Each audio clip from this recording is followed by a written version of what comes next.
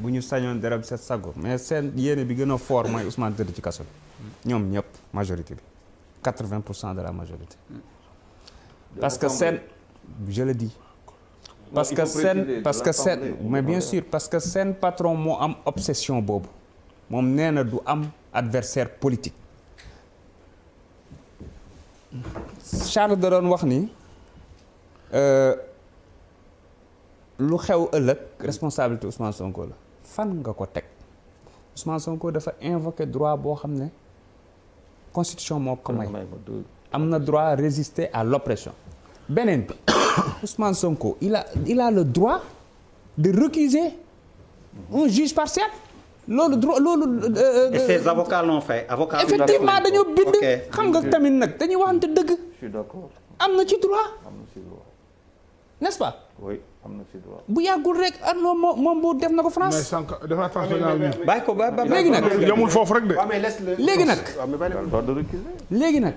ginnaaw moom ba woote na ne individuellement moom ci li ko constitution bi may day résister à l'oppression ba pare li ko droit bi mayaat mu récuser un juge partial xam nga du ma ñëwaat ci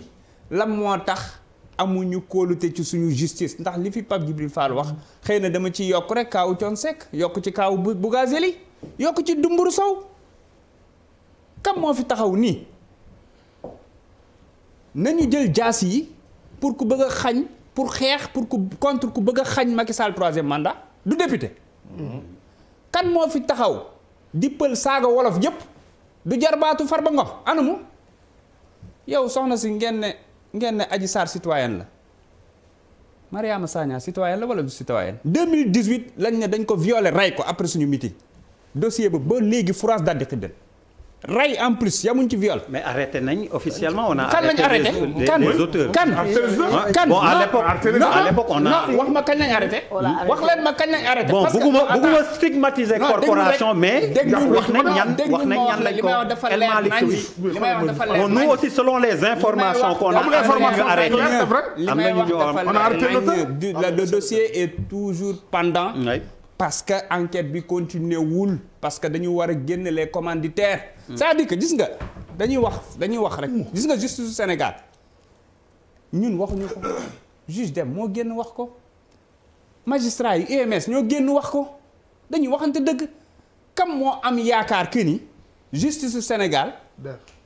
dafa impartial mbaxana dafaa doonee benn mbaxana fukk la fa doonee. parce que gis na mais lu mag def dee bu dekkee bàyyi ko gis nañu bi ñu doon wax naan nañu wóolu suñu justice te gis nga stratégie bi ñu defee seen complot bu salte bi ba pare lan nañ def buñ ci wax nañu yónni nos mercenaires mooy ce que j'appelle ceux qui sont victimes du syndrome de la neutralité partisane mooy ñi nga xam ne dañuy ñëw wane ne dañoo neutre toog naan way il doit répondre à la justice way nangam te duñ duut baaraam fi ñu war a duut baaraam ñooñu la ñu yónni woon bi ñu demee ba xam ne ñooñu mënuñoo gagner bataille de l'opinion bi lan lañ def ils sont sortis tous de leur trou envahir télé yi ñoom ñëpp nekk ay pro kii nu ñu koy waxee ti nu mu tuddati Adji Sarr ñoom ñëpp nekk ay pro Adji Sarr sur le coup ñoom àtte nañ ba tëj parce que loolu mooy seen obsession mais dafa am leneen lu am solo loo xamante ne nii war nañ ko wax pour bañ a lëndëmal xelu Sénégalais yi buuba la question c'est pas lu xew de la question c'est le viol est-ce qu'il y a viol ou pas xaw ma nag lu tax nga bëgg yow appesantiru ci lan moo xew dara xew fa. waaw mais moo tax waxaaral noo déglu rek déglul dama ne non damay déglu il faut poser la bonne question soxna si vous allez souffrir de m'entendre il faut se poser la bonne question la bonne question mooy on a accusé Ousmane Sonko viol est-ce qu'il y a viol ou pas. te loolu laa laajte. waaw non da nga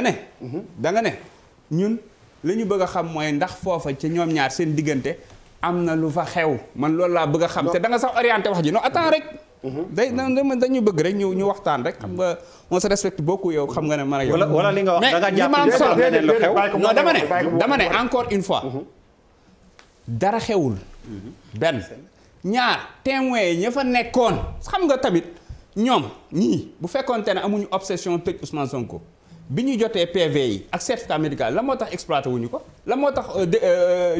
jëluñu version témoins yi ils l'ont reçu de non écoute ils l'ont reçu moi j'ai le document ma ne le document bi ñu jot ñoom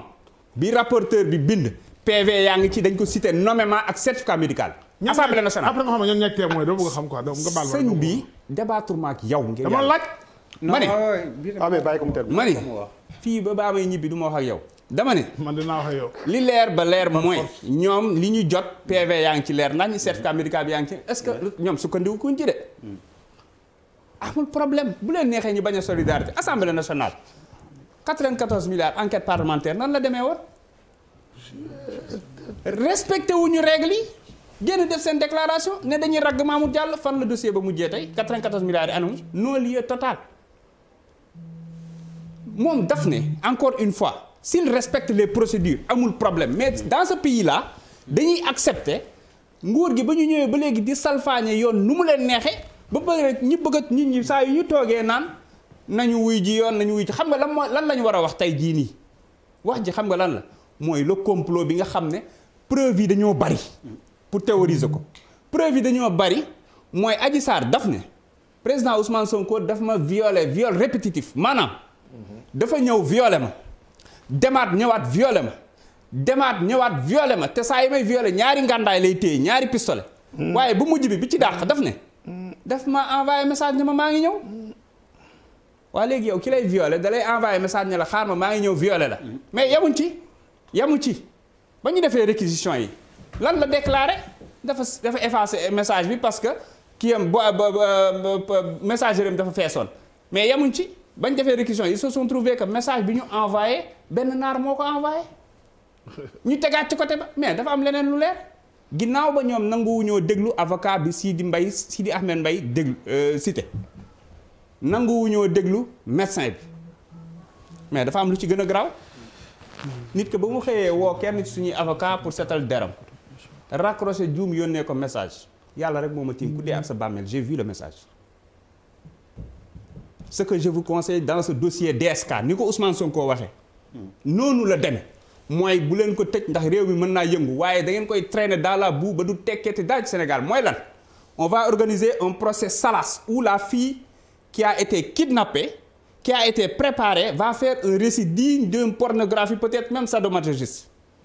je le dis clairement parce que lu ñu ci jublu mooy seytaane waxul dëgg mais yàq na xel nañu taqal Ousmane Sonko gis nga 2014 ba léegi yéen a ngi wax askan wi que ni Ousmane Sonko mook ñu na mi ngeen yaakaar ne mooy waaja du waaja mook yu na yam munul yam ak yéen ndax lu tax 2014 ba léegi lan la Ousmane Sonko déggul Ousmane Sonko salafiste la Ousmane Sonko djihadiste la Ousmane Sonko rebelle la Ousmane Sonko on a envoyé des gendarmes chez sa maman pour nangu ay parrainage Ousmane Sonko on a caillassé son siège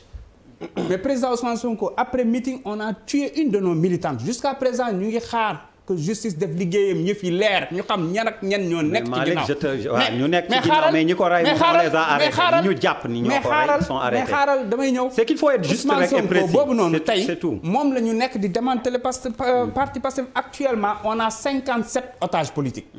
57 tey 17 femmes non 17 femmes la ñu arrêté tey ba léegi nii ñu ngi leen tëj ñoom may mun a jiyee xam nga loolu waxuñu leen sax motif parce que ñoom dañoo taxaw jàkkaarloog presse di wax mais dafa am beneen bu gën a garaaw Birame Souleye Diop bi nga xam ne mooy administrateur général suñu parti pour terminer parce que ci cas boobu laay daaneel Birame Souleye Diop ak Abbas Fall ñu ngi leen téye Birame Souleye Diop ñëpp xam nañ ko on pourrait parler de quelqu'un dans le parti Pastef koo xamante ne nii day def ay menaces de mort ak yooyu nit ñi xalaat ñëpp ba mu des Birame Souleye Diop Birame Souleye Diop moment yi ñu koy jàpp di ko téye yàlla xam na ne tàllul woon sa histoire bi xam nga lu tax son fils est extrêmement malade dina ma baal parce que dinaa ci wax jamono yooyu noonu son fils est extrêmement malade médecin yi ne ko da nga koy évacuer mu évacuer ko ñu ne ko li nga koy opérer mënoo koo fay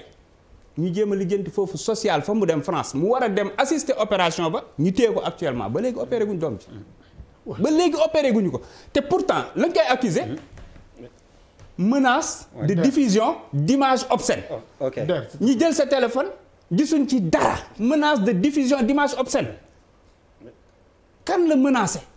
yan image lay xanaa buñ diffusé woon sax mais kan la menacé waaw mais dama lay la